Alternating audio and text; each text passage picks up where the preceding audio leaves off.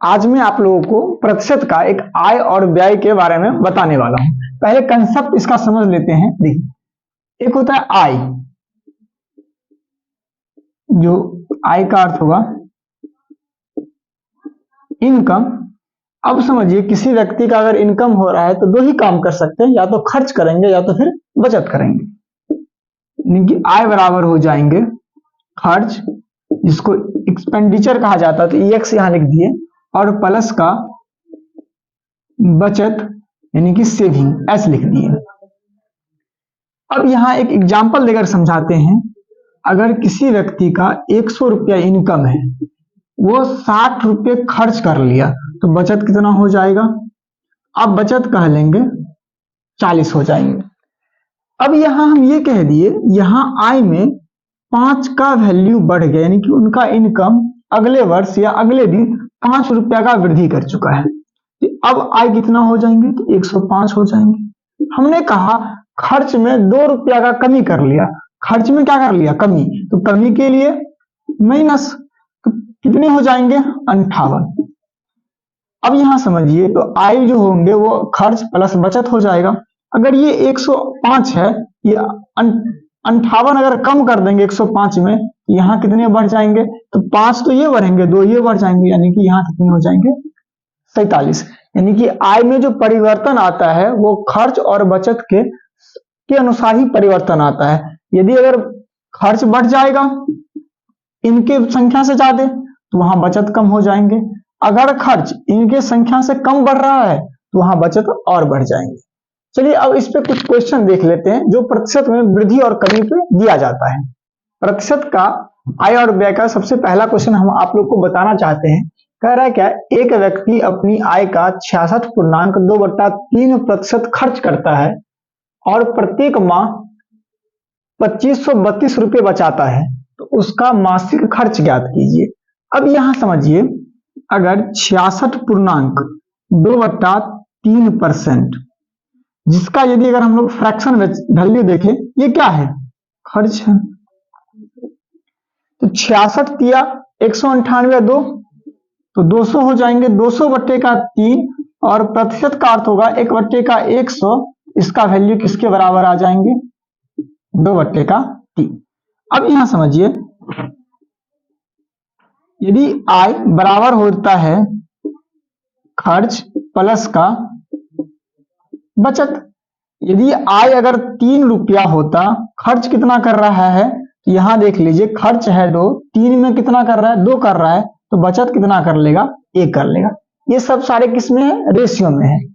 अब खर्च 2 है और बचत 1 है, तो बचत 1 का वैल्यू किसके बराबर दे दिया है? 2532 का। 1 का वैल्यू 2532, हमें किसका वैल्यू पूछ लिया है? खर्च का। तो 2 बराबर कितने होंगे? 1 2500 व्यक्ति, तो 2 को भी 2532 है, तो 2 को भी 2532 से गुना कर लेंगे, तो 5064 इसका वैल्यू आ जाएगा। वो किस ऑप्शन में है? Option number C. अब चलते हैं, इसी का अगला क्वेश्चन देखते हैं। और व्यय का उसी में दूसरा क्वेश्चन बताने वाला हूं। कह रहा है एक व्यक्ति की मासिक आय 13,500 रुपये और मासिक खर्च 9,000 रुपये था। अगले वर्ष उनकी मासिक आय में 14% और मासिक खर्च में 7% की वृद्धि होती है। यानी कि दोनों में कितना हो रहा है? एक में 14%, एक में 7% का वृद्धि हो रहा है। और कह रहे हैं ज्ञात करें कि उनकी बचत में प्रतिशत कमी हो रहा है या वृद्धि हो रहा है, वो हमें ज्ञात करना है। अब बताइए, आय का क्या होगा? आय बराबर खर्च प्लस का बचत। आय बराबर खर्च प्लस का बचत। आय कितना है इनका? तो 13,500, खर्च कितना है? तो 9,000, तो बचत कितना होगा? 13,500 में 9,000 कम कर लेंगे, तो 4500 क्या हो जाएंगे? इनके बचत हो जाएंगे।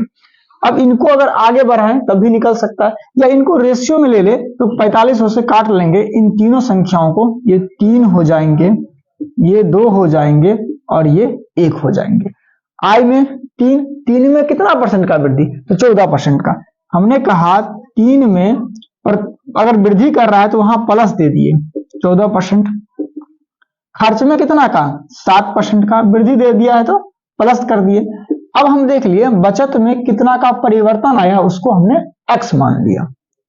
आप 14 तिया 42%, 7 दूनी 14%, दोनों प्लस प्लस में ही वैल्यू है और प्लस का x।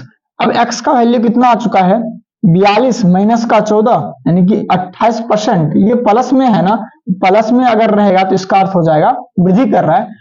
अब ये कौन सा ऑप्शन है, तो ऑप्शन नंबर सी, ये इनका क्या हो जाएगा आंसर। अब हम लोग इसी का तीसरा क्वेश्चन देखेंगे। चलिए अब हम लोग आय और व्यय का तीसरा क्वेश्चन देखते हैं। यहाँ कहा गया है रमन अपनी आय का 80% व्यय करता है। यदि उनकी आय में 25% की वृद्धि होती तथा उसके व्यय में 10% की वृद्धि होती, उसकी बचत में कितने प्रतिशत की वृद्धि या कमी होगी। यहाँ क्या पूछ लिया, वृद्धि या कमी। तो पहले एक चीज हम लोग निकालेंगे, यहाँ वृद्धि हो रहा है या कमी हो रहा है, लेकिन आय का इनकम का कितना परसेंट खर्च कर रहा, 80%।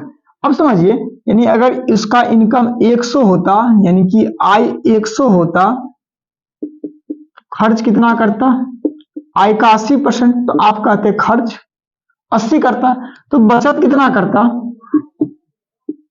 बचत करता आय माइनस खर्च बराबर बचत। बचत कितना हो जाएंगे, 20 हो जाएंगे। क्या ये रेशियो में आ सकता है, तो आ सकता है। 20 से तीनों संख्याएं कट जाएंगी, आप कह लेंगे 5, 4 और 1 के रेशियो में। क्यों लाए, क्योंकि इसका कैलकुलेशन करना आसान हो जाता है। अब समझिए आय में कितना का वृद्धि कर दिया है, 25%। तो हमने कह दिया 5 और 25% डायरेक्ट गुना कर दे, क्योंकि 5 में 25 का वृद्धि कर रहा है।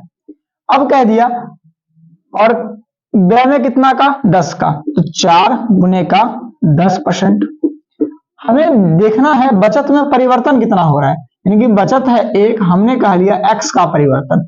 यदि अगर परिवर्तन माइनस में आएगा तो वहां बचत कम होंगे, यदि बचत प्लस में आएगा तो वहां बचत बढ़ जाएंगे।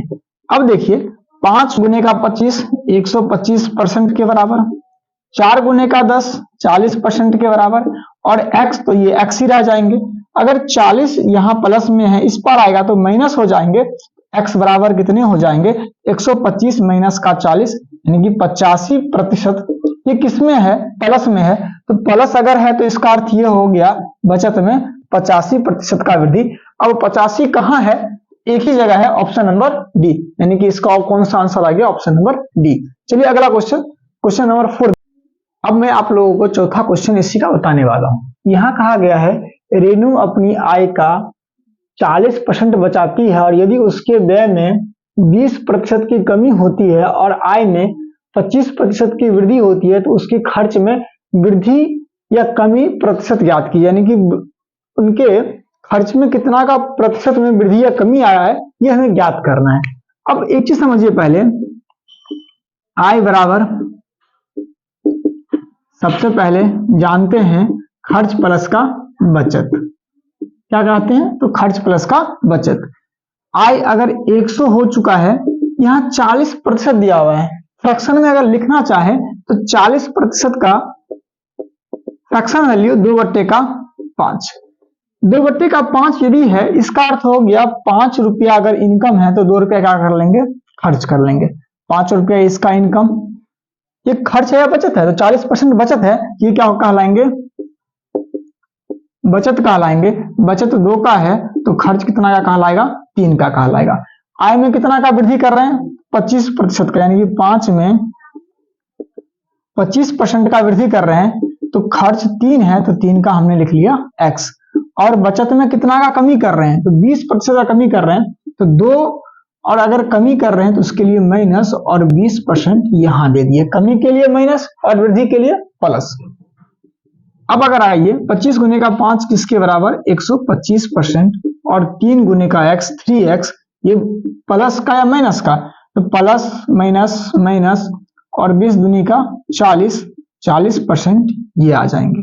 अब ये 40% इस पार आएंगे तो क्या हो जाएंगे, प्लस का, 3x बराबर 165%, और x बराबर 165 बट्टे का 3, 3 पंचे 15, 3 पंचे 15 यानी कि 55।